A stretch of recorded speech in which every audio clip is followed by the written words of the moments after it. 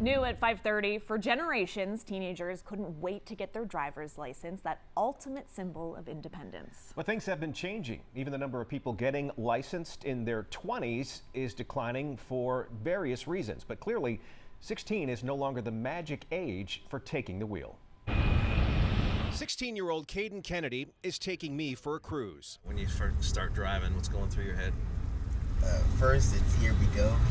He has his full learner's permit, but he's in no rush to get his full driver's license. What were your thoughts when you were 14, 15 about driving? I was extremely nervous. Especially so after watching his older brother learn to drive at age 17. My brother was the one who was trying to go through that whole driving permit license situation, and he really struggled. Their mom agrees, telling me that both sons needed a little more maturity and desire to get their license. The kids are just not, they're not mature. They're not amped to meet each other. They don't have the feeling that I'm going to go to the mall with my best friends and hang out, or go to the movies with my best friends and hang out. It's just very different now. And then there are kids like Harper Youngerman. She's been practicing driving since 14. I want to be able to drive so I can go to my friend's house and go to jobs that I have in the future in school. Both ways, turn hard to the right. Her mom is supportive but concerned. I think I'm most worried about other drivers, not so much her. I think she'll make good choices. It's more distracted drivers. Well, the data shows that more kids are like Caden these days, taking longer to get their license. It's a trend that's been increasing. In 1995, about 64% of kids aged 16 to 19 got their license to drive.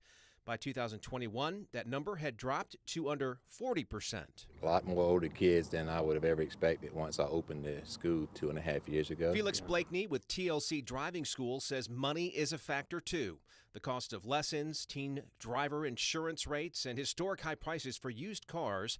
And another factor, this new online generation. I don't know if they crave that face-to-face interaction anymore, where they feel like they need to go see each other to connect.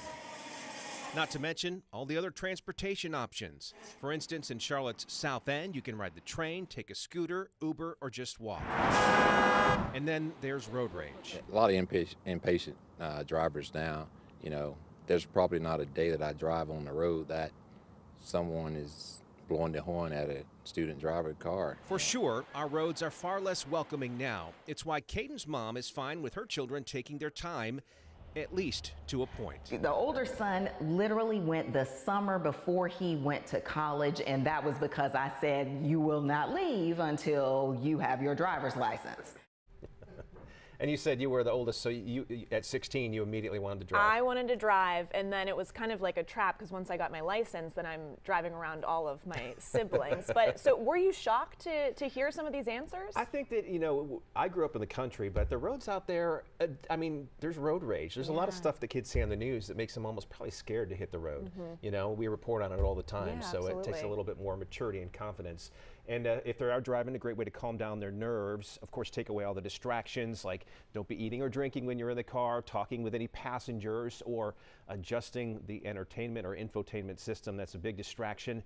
And of course, this is what my daughter does. She just keeps her phone in the glove box so she won't look at it, and that can work for adults too.